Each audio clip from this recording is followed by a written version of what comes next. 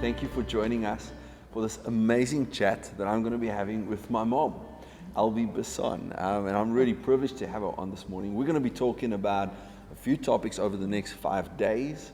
We'll be cutting it in 10 to 12 minute segments, and you can join us every single morning with this chat that we're doing for the month of August in this week, and it's our Flourish conference that's starting. But without further ado, good morning, Mom. Good morning, Shawn. Thank you for having me on the television. Yeah, it's all sorts of words and stuff come out, but it's a privilege to be with you today. Yeah, it's really, Thank you really for inviting exciting. me. Thanks for watching. Please share this with others around you as you get into this chat today. So I want to firstly start off. I have known you my whole life. I hope so. But from the context is that we grew up in ministry. We grew up Yes. knowing God, but there was a life before this. I mean, you Of didn't. course. You and Dad got saved when we were very young, and God turned your world upside down. But I quickly wanted to touch on that so that you guys can know a little bit of Elbi behind or before Christ, the BC days of Oh, my Elbi. So, Yes. how did you get saved, Mom? What was that journey? What happened? Okay, I grew up in a family, actually it comes out of ministry on my mother's side.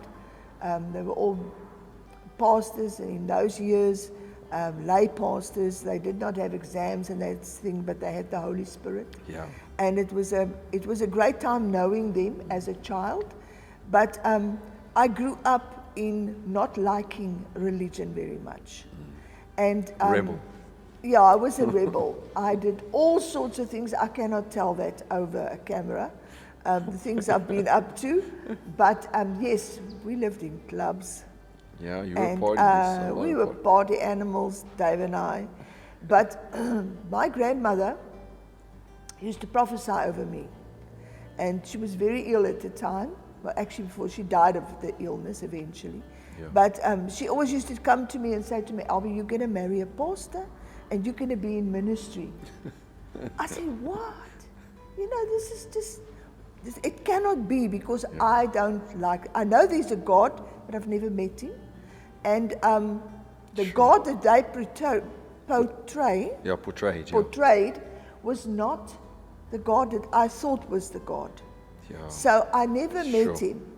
And yeah, my grandma used to take me, I won't even go into that thing, to the church she used to go to. No, I tell that story. mention, That's a good story. I don't want to mention names, church names, but then my dad used to drop us there on a Sunday morning, and then we go in, and she wanted this one guy to date me. She liked him very much. He was a singer. He had a voice like a canary. He was just singing. It was just great, you know. And then he asked me out. And I thought, I'm going to nip this guy like a flea, like this. I don't like him very much. So we go out, and every night he's got something on at church. Those years I thought, this is crazy, man. You don't go to church every night. Every night there was church. And then he sang in the whatever, in the church. He had a beautiful voice. And then one night I thought, I said to him, you know what? I don't really want to go out with you because I don't like this church business.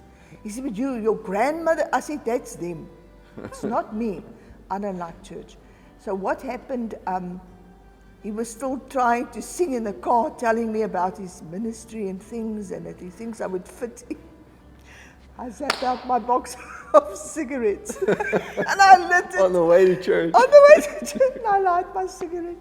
This guy nearly fainted because he didn't know this Elbi, but this is what I was like, you know? Exactly. And I met Dave, and I thought, the furthest away from ministry is an Englishman in the very English church. Yeah. And he was not Pentecostal at all. No. My dad grew up Methodist, very, very not Pentecost. Not Pentecost. They don't even tap their fingers. It's a very quiet church.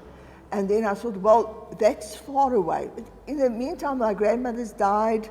but the words that were spoke over me never Come on. died. That's good. It cannot die. That's good. It's like it sticks in here, in the back of your head. You think, ministry, I don't want to know how to spell that name. I don't want nothing to do with it. Yeah. So I married Dave Basson, and then our children came along. But even in our young days, Dave and I were party animals, man. Yeah. We served The life. world and life, yeah. Yeah, we lived life.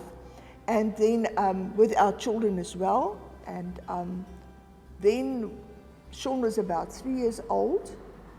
Then suddenly one morning, we were lying in bed, full of wine. Not as anything In wrong Afrikaans with it. bietjie roes afgeslaap. Ons het die roes afgeslaap. And then Shawn came running into the room. And he said his face was shining. And he says, Jesus is in my room. I said, what? What is he doing in the house? What has happened? And then Jesus was there, and he said he came upon me and he spoke to me. Yeah. And he said he was shining like the light, but Shawn's face was like a globe. It was shining. And Dave came out of bed, and we said, what? We're not going in that part of the house. Because the Lord is there. We'll stay this side. And Claudie was always she was always Shawn's to I see. Yeah. She was there and talking, and the four of us, and we thought, well, this is it, I said to Dave, what, we should actually, Shawn never hears of God unless he goes to my parents. Yeah. But how does he know this name? That's speaking to him. How does he know the person that was there? And then so God started with us. Sure. In that time. That's amazing. And the next thing I knew, my cousin, Elsa, if she's listening, she's the cause of everything. Yeah. But Elsa used to, every day, Claudia used to go to a certain daycare, the two of you, sometimes when I was working.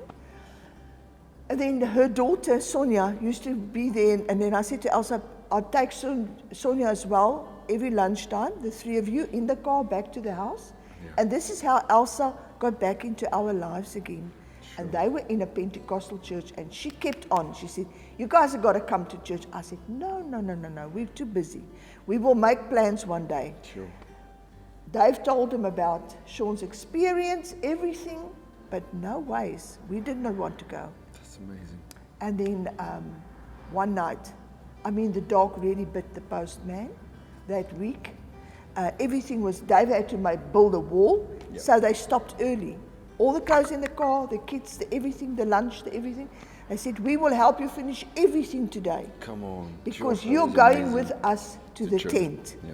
It was a tent, uitreiking. Yeah, a crusade. A crusade. Yeah. And then what happened is we were there, we came to the tent. Dad still had some stuff in his pocket. Yeah. He always talks about it, because we were not good people. No, never. Not at all. We did a lot of stuff. But in any case, went to the church, we sat there. So Dad had the two kids on his knees trying to hide behind it, and this guy was just shooting. The Spirit of God was just shooting. And I thought tonight, it's going to be the beginning or the end.